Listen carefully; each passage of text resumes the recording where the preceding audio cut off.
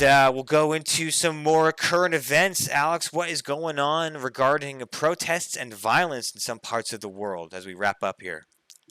Interesting stuff, man. Cuba is the first one that comes to my mind because basically, like, COVID, the totalitarian regime, if you want to call it that, and just a failing economy and just suppression of free speech has kind of culminated in Cuba. Also, the sanctions that the Trump administration reinstated have just caused one of the biggest mobilizations of anti-Castroism, if that's a word, against the Cuban government. And in the same sphere, we are seeing current protests and actually more like mob violence in South Africa, because Jacob Zuma, who was the president of South Africa in the 90s into the 2000s, he's a very corrupt dude, and he's like pulling a lot of straws out of the authoritarian playbook because he is right now being heard for potentially going to prison for a long time for corruption like charges in the 90s, and he has basically said it's all fake, and he's mobilized his base, which is an ethnic group in South Africa, and he's turned it into kind of an ethnic mob revolt against. Let me pull up his name really quick because I always really struggle with it. Ramaphosa is the current president of South Africa. He was seen as he's kind of like the Biden of South Africa, if you really want to talk about it like that. Like Jacob Zuma was kind of a Trump-like figure, corrupt, kind of a big personality, and Ramaphosa, once Zuma got arrested and charged, Ramaphosa was kind of seen as the alternative. And now we're seeing Zuma rally his ethnic base to go, and they're looting restaurants, shops. The economy is tanking. Foreign investors are leaving. And The Economist says, in quotes, this is the worst violence since apartheid rule. And the Cubans, in the same way, I mean, I think the deal in Cuba was basically like, the Cubans always assumed, like, okay, if we give away some of our liberties, at least we'll get security, right? Like, okay, like, our healthcare system's actually pretty robust. We have a vaccine. COVID's been okay. The economy's always but we'll go with this regime. But lately, the vaccine is not working well. They don't have that many doses. The economy is tanking, and the government is no longer providing security.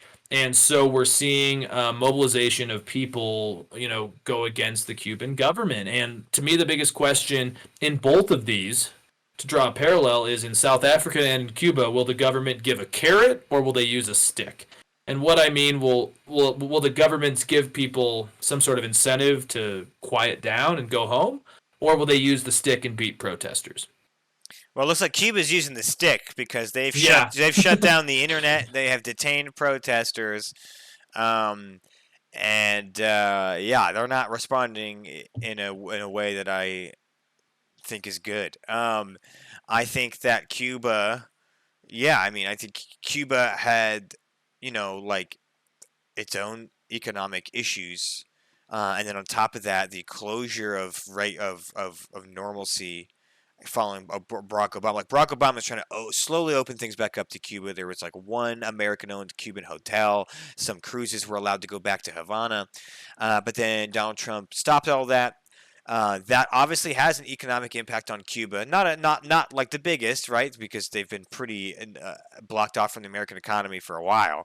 But in general, yeah, they had a rough time. But then with COVID, I think COVID, as we've seen in a lot of shaky nation states around the world, is that COVID is changing a lot of things, right? It's bringing a lot of nations to their heel. Brazil, almost the United States at one point. India. Cuba's no exception, and the reaction from the Cuban government is definitely, to me, like, confirms my suspicions, which is that Cuba, I think, is touted as the one of the like successful socialist regimes. Is like, it's not like North Korea. You're not like, if you don't have a boot on your neck. Cuba's been able to, despite all this American imperialist aggression, been able to survive as a successful socialist state. I've never fully bought that argument, and now this confirms it to me that it's true, when my suspicions were true, that it's a failed state, and that it's no different than any others, and how quick they are to quell individual rights, to shut off the internet when people start protesting, which is something that Libya did, such as something that Egypt did, just something that the Philippines does. Anytime there's any kind of revolution starting, they shut off the entire internet, they ban people from posting about it on social media, and they start detaining protesters. So Cuba is no different than any other overbearing police state. And it just confirms my suspicions, right? I do see, like, very very rarely, but I do see people on the left that are like more left than me that defend Cuba as like a beacon of socialist hope. This to me confirms that it's not. And I hope that the people there continue to fight for what they, because it's, again, it started right. It starts with I think I think it was the power outages. I think there's power outages in some towns that started some protesting, and then the protesters grew from that, from just generic distrust and disheartenance with the government. And now with the internet being shut down, it's like a full-on "this government sucks" kind of thing. And so protesters are chanting, what do we have to lose kind of thing. Let's see. I'm trying to get some quotes here. Repression is all we have, was one protester told CNN. But so I don't know. It's just I think it's cool to see Cuba finally rising up. I hope this really makes change. And then what you posted just the other day, which is cool, that Biden is trying to help the people of Cuba out by allowing remittances again, which is where people can send money back that they've earned in the United States back to their families. This is a big part of a lot of immigration to the United States. I think it should be allowed to happen. And yeah, they're just worried about the government taking that remittance money. What do you think about that? Well, yeah, I mean, I feel like remittances are kind of the crucial part here. Like, that was the issue with Trump, is that I think Obama was trying to do something that was a good idea, was just like trying to open up the economy and tell businesses, mainly foreign businesses, that Cuba is not that toxic. Because Cuba's not that toxic. Like, let's be honest, like, Raul Castro compared to Fidel, I mean, he truly did open up the economy and open up the country in some ways. Now, I'm not defending him because I think it's an atrocious authoritarian state to this day. But it is not it is not North Korea, like you said. It's not even a China in a lot of ways. And remittances were a way that let's be honest, like, I think it was following those big protests in the late 80s, early 90s, where basically the Cuban government, where Fidel Castro was still running it, he basically said, like, if you don't like this economy, go back to Cuba. I mean, go back to Florida. Like, go find your relatives in Florida. And a lot of Cubans went to Florida. Let's be honest, a lot of people don't like being told they can't speak or eat or watch, like, foreign news, so they left.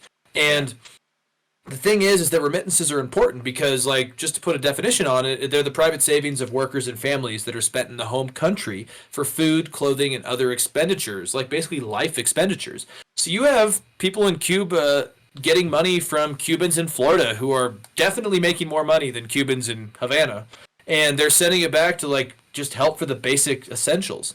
And, like, remittances in a lot of ways drive Cuba's economy. And it's good that, because, like, I feel like Trump scared everyone away from Cuba. He basically made it illegal to do, like, foreign transactions or, like, discussions even with companies inside of Cuba. And Biden is trying to, like, find a way to fix that, because obviously, like, Cuba is not great, and we shouldn't just kowtow to what they're doing right now. And Biden's trying to find a kind of a middle ground, and I think remittances are the way. Like, these are not just, dark money that are going into Cuba to fund the communist regime. These are going to actual people on the ground who want help. And like Drew on earlier, I just feel like what happened in Cuba though during COVID was that there's always been a compromise in Cuba between the Cuban people and their government. And it's kind of this autocratic compromise in a lot of ways. It's like the regime is going to provide the people with healthcare, basic essentials, a roof over their head, and food. And they're going to give up some liberties and freedoms in exchange for that. But now the government can't do that. Yeah. The government transferred their currency.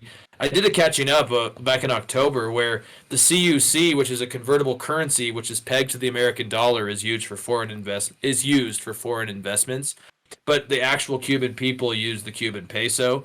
So there's like a dichotomy of what foreign people in Cuba use and what Cubans use. And the government, it was a really dumb idea to actually like create that distinction. And now there's just electricity shortages, empty grocery shops, a failing economy, a repressive government, and even COVID, which was their kind of shining light on the hill. They can't even deal with that now. So it's like, I just am always surprised when I see like the right say, let's do another Bay of Pigs. Let's go in there and stop this regime. And I see the left say, no, Cuba's doing it right. Like, not all the left, but like the more like progressive, like AOC leaning people who are like, no, Far Cuba has left. free healthcare. Yeah. Yes.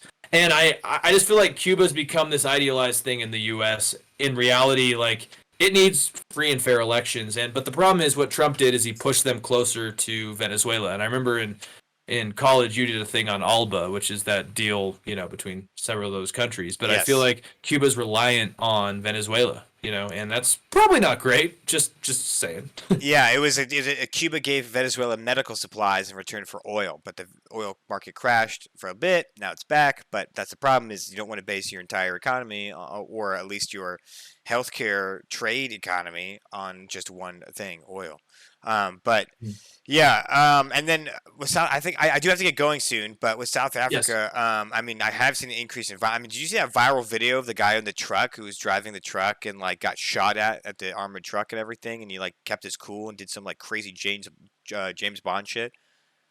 Yeah, I did see that, man, and freaking South Africa is insane, man. Like I Yeah. actually just see South Africa is misinformation and partisan politics again. This seems to me more like kind of a Trumpy type of thing where like, Jacob Zuma's potentially going to prison. He keeps pushing it off. He tells his supporters to go to the streets.